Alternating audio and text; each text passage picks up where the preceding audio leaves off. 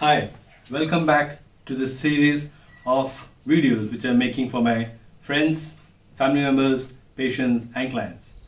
So, the topic which we're going to discuss today is a joint which is the most troublesome joint, which I would say, because in a lifetime, at least once, you might have surely injured or might have sustained some sort of a pain or some discomfort in that particular joint. You name it, right? That's your knee joint. You know? So I'm very sure like at least once you must have strained in some kind of way in this particular joint of ours. So let's understand about the knee joint today. What are the problems and the structure of the knee joint. So first we'll be covering up the structure of the knee joint. To understand the knee joint, the most important correlation which I'll do is a very favorite eatery of ours, the burger. We all have at least eaten it once. Some might have been loving it. Some might just feeling a bit about it. Because we all know that whenever we eat a burger, it's always going to make our hands untidy. Because it's not possible that you eat a burger and the stuffing does not ooze out. It's always difficult to maintain a burger. If in case I compare that with a sandwich, it's much more easier to eat a sandwich. Now what is the reason behind it? Because a grilled sandwich most probably, if in case you talk about, it's sealed from all the sides. Now how do I relate a burger or a sandwich with the knee joint?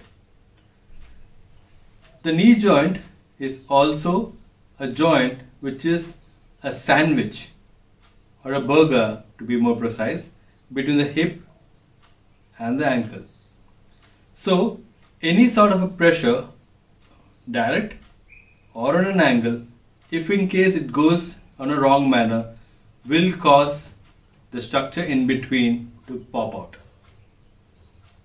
Got it? So that's why the knee is like a burger for me. And that is the only reason why most of us are straining our knee joint. It is not possible for the knee to remain stable because it's a very unstable joint. It doesn't have a proper support by any bony structure. You can see how open it is. It is completely dependent upon the muscles which cover it from the front, from the sides and from the back. So if in case there is any disbalance between the muscles on all the four sides, it is very likely that you will be injured. So let's see what are the structures which are to be noted down. Okay. So let's talk about the structures around the knee joint. So if in case we see the structures around the knee joint, we see that we have this muscles which cover in the front of the knee, which goes down forward.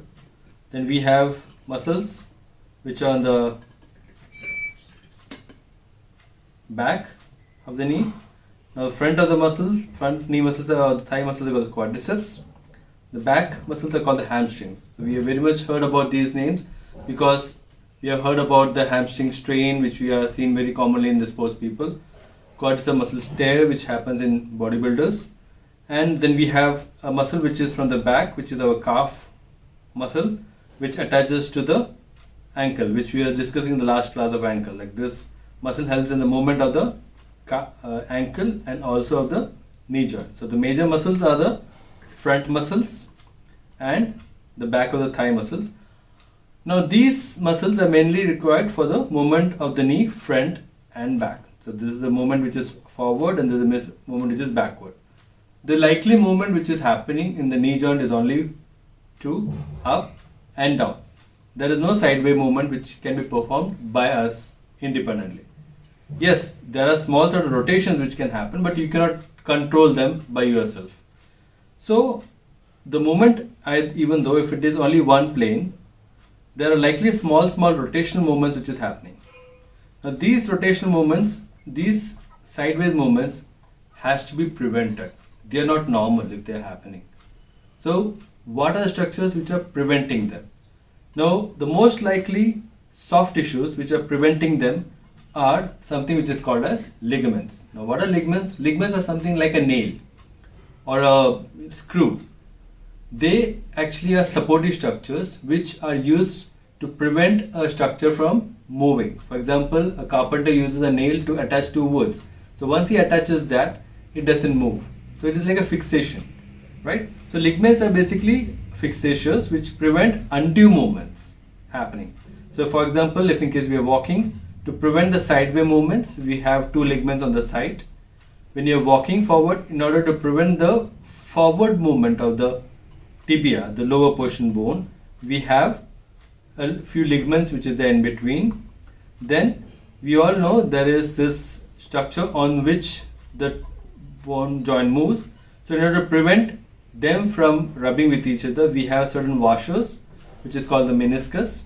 Okay, and the other thing which you can see here is there are two separate bones on the lower part of the leg which connects not directly to the ankle but indirectly. This bone connects indirectly.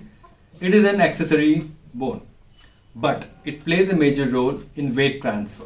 When there is a force which is transmitting from above down or from below up, this bone helps in transmitting those forces. And there are certain vital structures around it, so this is also important from a medical professional point of view. For you guys, I would just like to explain it this way. And then of course this, the patella or the kneecap, which you generally call. Now it plays a major role. It acts like a pulley wheel. So when we try to move the knee up and down, this has to move up and down, and it helps in making the movement easier. In certain people, this becomes tight or stuck, or it changes position where we have many problems which can happen. So generally, to talk about the structures, just to overview. So we have muscles in the front, muscles in the back. Okay, then we have this structure, soft tissue structure, which is there in the sides. We have muscles on the back which connect from the knee to the ankle. Now, to prevent the sideway movements, we have certain muscles which are attaching from the hip down this way, which comes here. It merges with the joint here. So what is the role of these muscles? They are basically muscles which prevent movement of the knee sideways. Similarly, we have certain muscles which starts from the hip joint or the pelvic region, and they come and attach to the inner side of the muscles of the bone of the thigh and preventing movement going outside.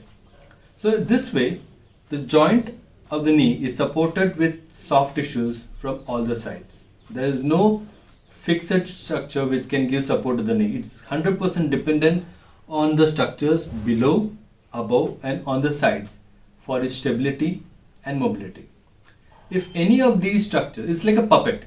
You all remember the puppet? So if any of the strings are tight, that particular side will get tightened or it might go up.